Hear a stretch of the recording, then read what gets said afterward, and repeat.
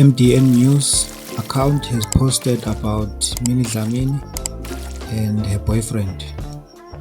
It says Minnie Dlamini and boyfriend spark breakup rumors after deleting each other's photos on Instagram.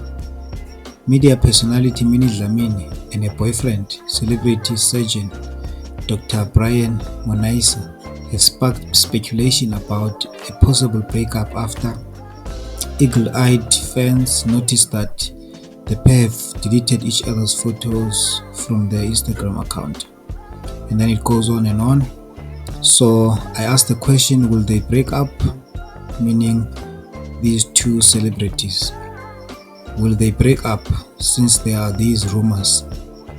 1,104 people participated. Majority of people says I don't care, 38.2%, and 36.7% none of my business, 18% they will break up, 7.1% no, they won't. So even though there are these rumors, others are saying no, they won't break up, and most people don't care. They say it's none of our business, don't care. So the trend that I'm getting from the ordinary people is that they don't really care about the issues and private lives of celebrities. They don't really care, except for the few of those people who like watching the reality shows, the dramas behind celebrities, and watching their private lives. Otherwise, most people, they just don't care. Chris Excel has posted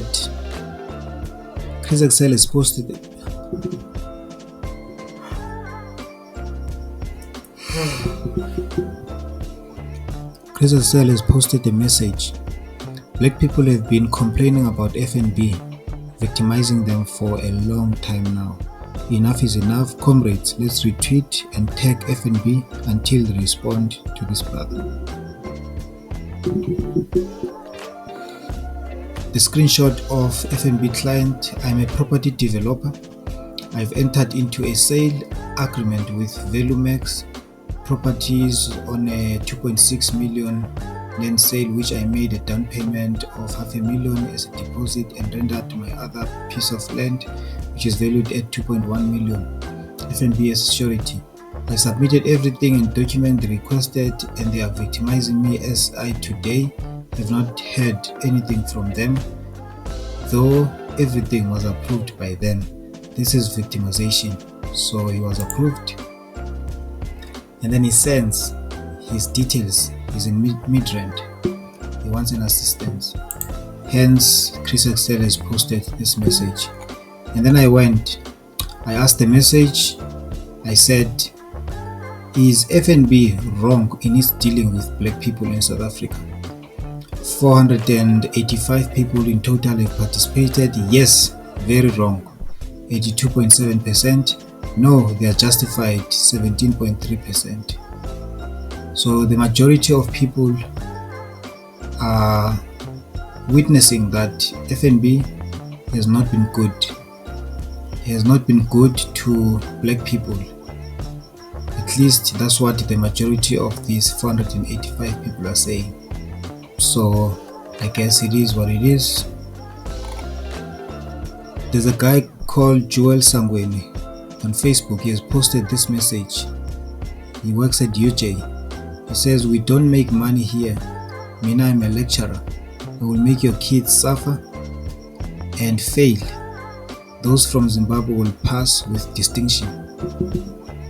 And then UJ posted this message saying the University of Joburg UJ is aware of social media posts by Mr. Joel Sangweni, who falsely claims to be a lecturer at UJ. Mr. Sangweni is not employed by the university in any capacity. He briefly served as a tutor in 2024. And then it goes on. So the bottom line is he is hired. He is an employee of UJ. And this account has sent a message, says, breaking news: a Zimbabwean foreigner who is employed at the University of Joburg, Joel Sangweni, says he fails South African students but passes Zimbabwean students with distinctions. The university has dismissed the claims that the Zimbabwean foreigner is a lecturer. However, the Joel is still employed by the university, which contravenes the Immigration Act.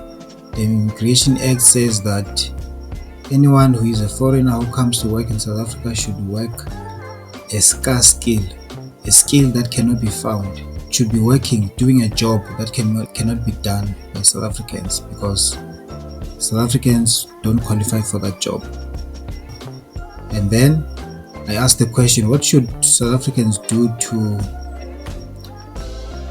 University of Joburg for hiring a Zimbabwean as a tutor in South Africa? 986 people participated.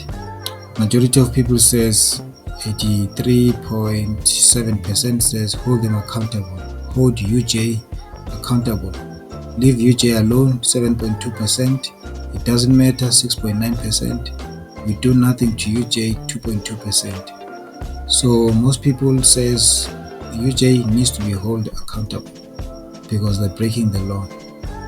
They're breaking the law, and they should also take some steps to hold this person accountable for saying these things in public or even doing them in the past. MDN News account says Mamkhize reflects on life's lesson amid financial troubles and SARS saga. Mamkhize says her side of the story doesn't matter. Life happened, it was painful, but she has healed. More importantly, she has learned who truly deserve a place at her table and who no longer belongs there. So then it continues. So Mamkhize posted this on Instagram, saying that her side of the story does not matter. And then she posted a video of her dancing on the music. And then I said, is it true that Mamkhize has his side of the story, or she's playing victim? 626 people voted or participated on this poll. She's playing victim 59.1%. She has her own side of the story 18.5%. She's innocent 3.7%. She's guilty period 18.7%. So most people says she's playing victim in these troubles she's facing of SARS repossessing almost everything, including Royal AM, the soccer team she owned. It has also been repossessed, sold, and this is what's happening. And people are saying she has done this to herself. Now she wants to play victim. There's no side of the story to justify all of these things that are happening to her. Chris Axel's account says the difference between people from Kenya and people from Zimbabwe. When it's time to fight the government, Kenyans, they face the bullet. They're on the streets, they protest, they riot, they resist, they are rebellious. Zimbabweans, they jump the fence, they jump the border from Zimbabwe to South Africa. They run away from the government and they run to South Africa for a peace. And then so because of this story, because of this post, because of this situation, I said, which citizens are brave, Kenyans or Zimbabweans? Zimbabweans are cowards, 24.8%. Kenyans are brave, 62.8%. Zimbabweans are brave, 10.6%. Kenyans are not brave, 1.9%. So the total number of people participated, 2,585. Out of those, most people says Kenyans are brave, Zimbabweans are cowards. That's the conclusion of the whole matter. So there's a big contrast between Kenyans and Zimbabweans. while the Kenyans, they're able to face the bullet, go on the street, fight the fight, resist, rebel until they get what they want. Zimbabweans, they don't even try. They don't even protest. They don't even resist. They don't even rebel. They dare not rebel. They make sure that they don't disappoint in running away. They run away, they jump the border to South Africa, and then they find peace. They stay away from politics. They don't even talk about politics when they get here in South Africa. They don't even criticize the Zimbabwean government when they get in South Africa. So it's pretty clear. People are quite aware about the fact that Kenyans, we've seen them, and most of them were young people. They were on the streets doing their thing, fighting the government, and they won the fight. They won the battle, and they also won the war against their government. We wonder, when are the Zimbabweans are ever going to be fighting their own government, standing up? Whether they are being shot, stand still. Whether they are being imprisoned, they stand still and they resist, they support each other, and they actually go in their country and they vote out the ZANU-PF government. So we'll see how it goes, if Zimbabweans will actually fight when amidst the government turmoil and political turmoils in their country. We'll see as it goes. Chris Excel again. This account says, when it's time to fight ZANU-PF corruption, Zimbabweans, they're silent. When it talks about ZANU-PF corruption, they don't talk about it. They don't fight about it. They don't even involve themselves into politics to actually counteract the narrative or the propaganda of ZANU-PF. They don't. They are silent. When it comes to tweeting about South African issues or about Umdidi Steve Ngesi, which is a celebrity, Zimbabweans, they are passionate. They've got all the energy. They've got all the noise. They make sure that their opinions are heard in South Africa, away from Zimbabwe. And this is a big contrast between the silence and the innocence they show when it comes to ZANU-PF, when they are face to face with ZANU-PF and they see the corruption in their country. And then when they're in South Africa, when it comes to South African issues. So I asked, will Zimbabweans ever fight against ZANU-PF? 297 people participated, 90%, most of the people, 80.5% says no, Zimbos are toothless. They're silent, they've got no teeth when it comes to talking about the corruption in their country, but they've got all the teeth to bite when it comes to South African issues. Yes, they are brave, 19.5%. 19.5% compared to 80.5% is nothing. So in conclusions, Zimbabweans, they've got no tooth when it comes to fighting for real important things that will affect them for the generations to come.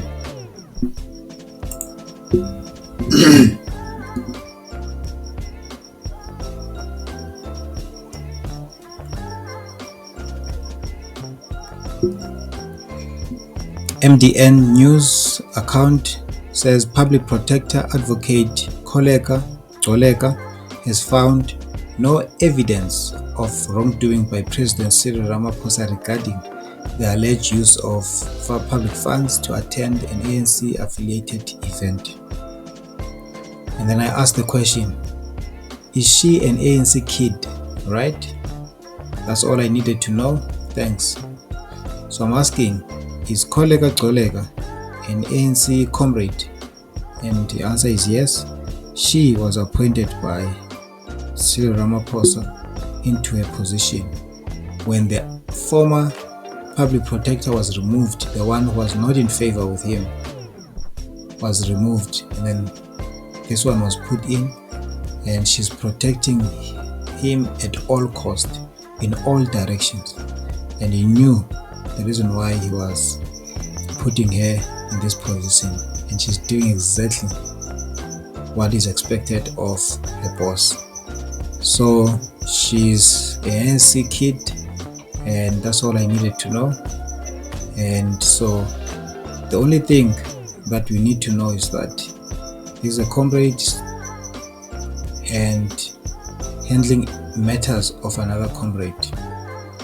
Helen Zille says ndiyayisusa ngoku, and posted a video, an advert, a short 30-second advert of Showmax roast of Helen Zille on 2nd of May, when she'll be roasted, and apparently she says she's ready for that. And 2nd of May 2025, Showmax roast of Helen Zille. And then I did a post. I said, how will the roast of Helen Zille? So the poll, people were supposed to vote. Most of the people says 40.8% says she will kill it.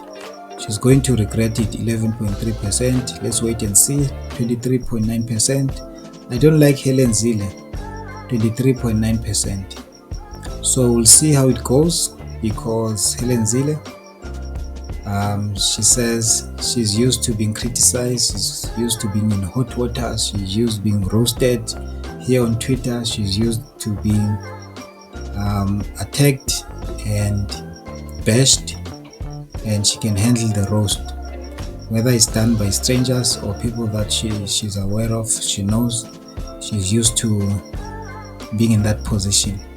And she says you can bring the fire, she's got the hose of water, she'll extinguish all the fire. We'll see when it happens. John Steenhuisen, Member of Parliament, DA. The DA will file papers in the Western Cape High Court to challenge Parliament's passing of the 2025-2026 national budget. This VAT hike budget will make life more expensive for everyone, and the DA will go to court to fight for the interests of all South Africans. Remember, the DA is inside the GNU. The GNU has passed the VAT increase in the budget speech, and John Steenhuisen, who is a DA member inside the GNU, is fighting the GNU and is challenging the whole budget speech passing of the VAT. And the reason why is because the DA did not vote for the VAT hike. They were outside, they were voting against it with the MK, with the EFF and the rest. The people who replaced the DA were Action SA, BOSA, the Rise Mzansi, and then ACDP. Those four parties came in to replace the DA so that the vote can be successful, so that the vote can be more, the numbers can be higher than those who are actually opposing outside the GNU. And Gayton Mackenzie says, please also file your resignation papers at the same time. And then I asked in response, what will happen to DA ministers now that they voted against and then they lost, and the GNU has passed the the VAT hike successfully? 3,149 people participated. 51.3% says all DA ministers must go, they must resign, they must stay in the GNU and fight. 48.7%. So majority of people say they must go. They clearly don't deserve to be in the GNU. Clearly they don't understand being inside the GNU. Clearly they're not fighting for the GNU, they're fighting against the GNU. Therefore they must go. All the ministers must just resign, and then they will be replaced by the members from the BOSA, Action SA, ACDP and Rise Mzansi. will come and join the GNU. Immediately on the same day after the VAT hike was passed, Panyaza Lesufi's account says, "We are vindicated. The DA can't be trusted. They want to be in government, the GNU, and oppose at the same time, be in opposition. It doesn't work that way." And then I asked the question, what should happen to the DA? 950 people participated. Stay in the GNU, 44%. DA must fork off, 56%. So what should happen? Most majority of people says the DA must just go. It keeps on fighting the GNU. It keeps on threatening to leave the GNU.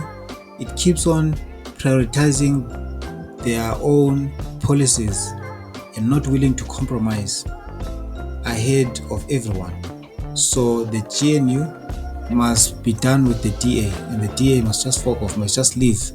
Unfortunately, they can't be kicked out. Maybe they can, I don't know, but they need to leave voluntarily if they don't see themselves belonging in the GNU. And they've been proving it over and over and over that they don't belong in the GNU. They can't cooperate with other political parties. They always want to be independent.